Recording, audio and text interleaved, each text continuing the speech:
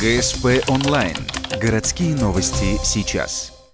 Парк культуры и отдыха в Ухте уже давно не приспособлен ни для того, ни для другого. Он был основан в 50-х и с тех пор изменился до неузнаваемости. Ни аттракционов, ни каруселей, ни развлечений, но это полбеды. Настоящую опасность для горожан представляют парковые лестницы. Их не реставрировали с 80-х годов. Преодолеть их даже здоровому человеку довольно сложно, не говоря уже о людях преклонного возраста. Парк, конечно, стыдно. Руководителю парка должно быть, если это за ним кем-то закреплено. Не следят, значит, своевременно. Это не то, что по технике безопасности большое нарушение. Спуститься даже в гололед нет гарантии, что ногу не поломаешь.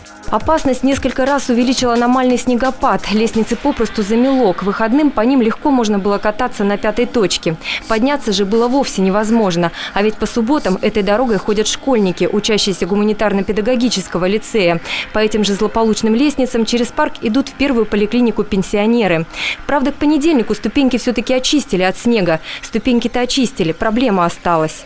Сейчас ничего, вон почистили, а бывает хуже. Конечно, было невозможно, когда не только здесь, да и по всему городу невозможно. Завалило снегом, что дворников посокращали.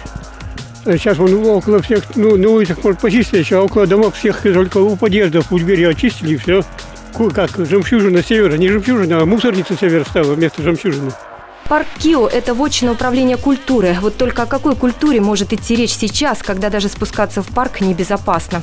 У нас Ухта такая хорошая, чистая, да, жемчужина. Она не жемчужина, а помойка. По лестнице не пройти. Вот я на горе живу, там тоже у нас лестница такая же. Шла тут вот, хорошо дядька меня хватил, а то убилась.